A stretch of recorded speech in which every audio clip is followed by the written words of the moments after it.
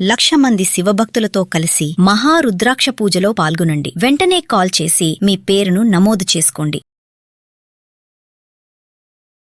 నమస్తే, welcome back to Suman TV. Present మనతో పాటు ఉన్నారు అనలిస్ట్ మందల కృష్ణారెడ్డి గారు. నమస్తే సార్. నమస్తే అమ్మ.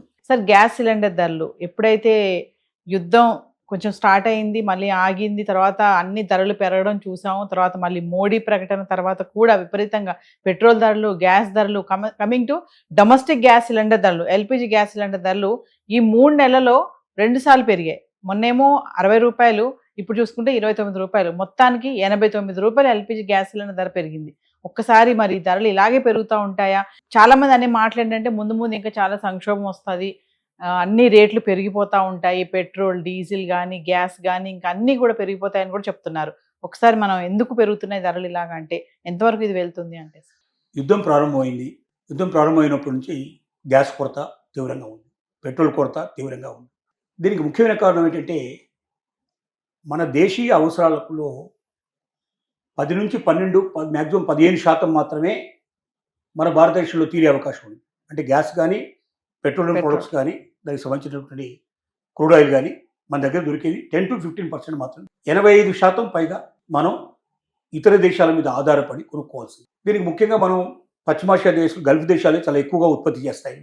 ఈ గల్ఫ్ దేశాలు, దాని వెనుక ఉన్నటువంటి దేశాల నుంచి ఎక్కడి నుంచి కొనాలన్నా హార్ముజ్ జలసంధి నుంచి ఇదంతా రావాలి. ఇరాన్ దేశం హార్ముజ్ జలసంధిని మూత వేసింది. మధ్య మధ్య ఏదో 1-2 రోజులు 3 రోజులు తెరిచినా మళ్ళీ తిరిగి క్లోజ్ చేసేసింది. ఇప్పుడు అక్కడ యుద్ధం మళ్ళీ నిన్నటిదాకా రాజీ ప్రయత్నాలు జరిగాయి.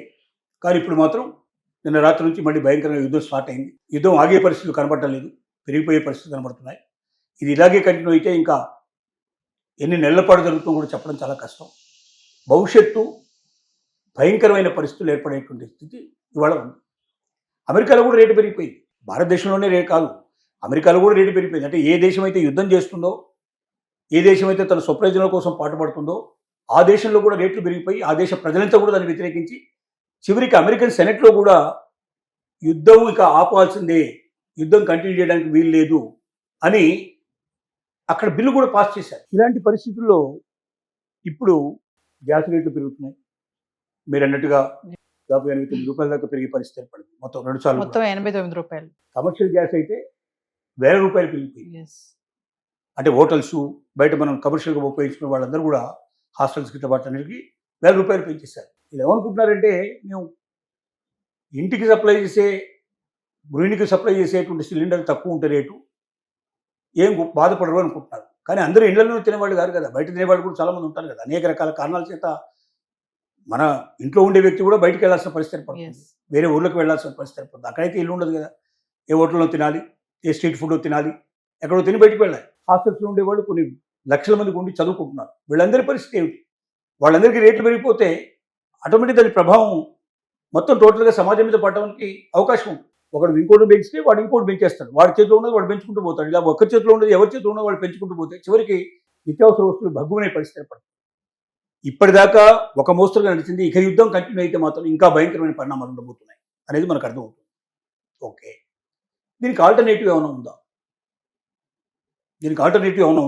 ఏదైనా ప్రత్యామ్నాయం ఉందా అనే విషయం ఆలోచిస్తే చాలా దేశాల లోపల, బ్రెజిల్ లాంటి దేశాలు, ఇంకా చాలా దేశాల లోపల ఇథనాల్ ఏదైతే ఉందో, ఇథైల్ అంటున్నాం, ఈ ఇథైల్ సంబంధించినటువంటి స్టవ్లని గ్యాస్ను ఉపయోగిస్తున్నారు. ఇథైల్ గ్యాస్ను ఉపయోగిస్తున్నారు. ఈ గ్యాస్ ఎంత తక్కువ రేటు ఉంటుందంటే ఇవాళ మనం సుమారుగా 1000 రూపాయలు పెట్టి కొనుక్కునేటువంటి వంట గ్యాస్ని అదే సిలిండరు, అదే రేషియోలో మనకు ఏదైతే ఇవాళ 14.2 kgs మనకి ఏదైతే వస్తుందో అదే ఇక్కడ 300 రూపాయల లోపలనే మనకు చేరే అవకాశం. రెండోది ఏంటంటే మన దేశంలో తయారవుతుంది. మన దేశంలో తయారవడమే కాకుండా మన దేశం ప్రధానంగా వ్యవసాయ ఆధారితమైన దేశం. 160 నుంచి 70 మంది వ్యవసాయం మీద ఆధారపడ్డవాళ్ళు. వ్యవసాయ కూలీలు కానీ, వ్యవసాయం చేసేటువంటి రైతులు కానీ మొత్తం కలిపితే 170 మంది వాళ్ళే ఉన్నారు. ఈ 170 మంది నడిపేటువంటి వ్యవసాయం లోపల వేస్టేజ్ అంటే ఎలాంటిది? చెరకు రసం తీసేసిన తర్వాత పిప్పి మిగిలిపోతుంది. ఆ పిప్పిని పారేసుకున్నాం. ఇప్పుడు మనం పారేయాల్సి వస్తుంది కూడా ఆ పిప్పిలోంచి ఇథనాల్ తయారవుతుంది. అలాగే మనం చేలన్నీ కోసేసిన తర్వాత దాన్ని ఇప్పుడు చాలామంది ఏం చేస్తున్నారంటే, నార్త్ ఇండియాలో మొత్తం ఏం చేస్తారంటే వాటి తవులు పెట్టేస్తారు.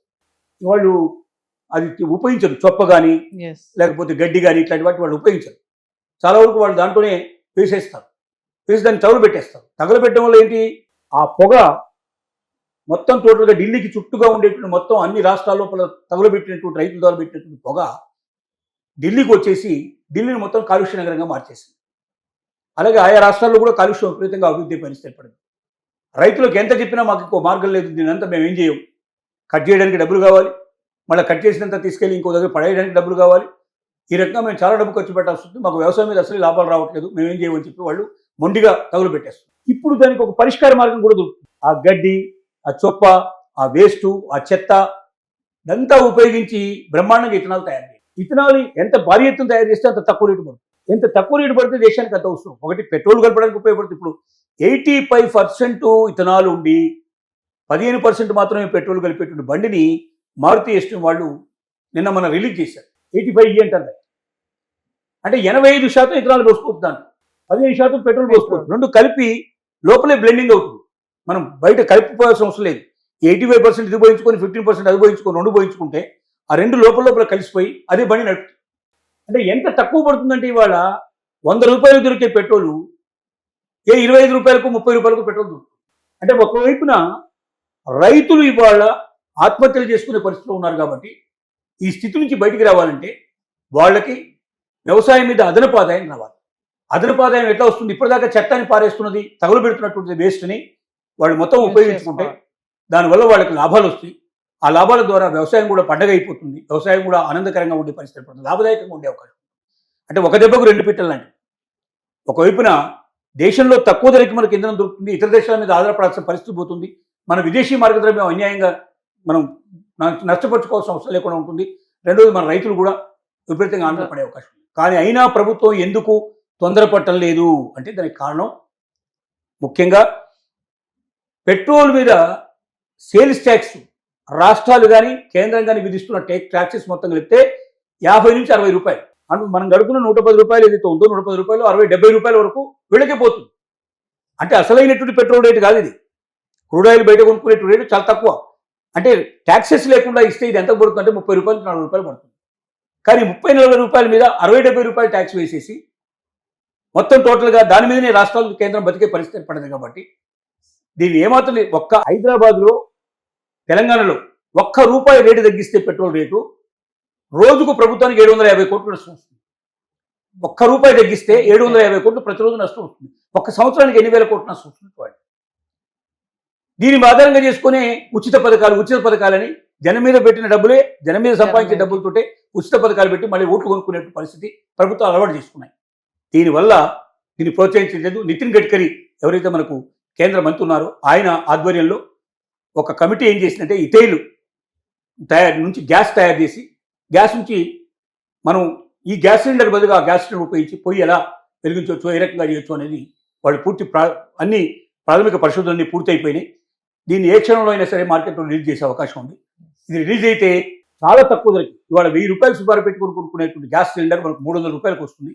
అయితే స్టవ్లు ఏవైతే ఉన్నాయో ఒకేసారి పెద్ద ఎత్తున కొంటే చాలా తక్కువ ధర పడుతుంది. అదే తక్కువ మంది కొంటే ఎక్కువ ధర పడే అవకాశం ఉంది. కానీ ఒకేసారి ₹300కే మనం గ్యాస్ వచ్చే అవకాశం ఉందనుకున్నప్పుడు ప్రతి ఒక్కరు స్టవ్ కొనే ప్రయత్నం చేస్తారు. అలాంటప్పుడు స్టవ్ రేటు కూడా అందుబాటులోకి వచ్చే అవకాశం ఉంది. 85% నీళ్లు పెట్టి 15% మాత్రమే ఇథనాయిల్ పోసి రెండింటికి కలయిక ద్వారా అంటే ఈ రెండు పనిచేస్తాయి ఒకేసారి. వాటరు ప్లస్ 15% మాత్రమే 100 లీటర్లు పోస్తే దాంట్లో 15 లీటర్లేమో ఇథైల్ పోస్తాం, 85 లీటర్లు వాటర్ పోస్తాం. దీని ద్వారా వెలగడం వల్ల ఏదైనా ప్రమాదాలు జరగకుండా సంభవించకుండా చూసే అవకాశం ఉంది. తర్వాత ఇథైల్ కూడా బాగా మనం గ్యాస్ను ఆదా చేసే అవకాశం ఉంది. ఇలాంటి అవకాశాలు రాబోతున్నాయి. భవిష్యత్తులో మనం దానికోసం ప్రభుత్వాల మీద కూడా ఒత్తిడి చేయాల్సిన అవసరం ఉందని మనం తెలియజేస్తున్నాం. Thank you.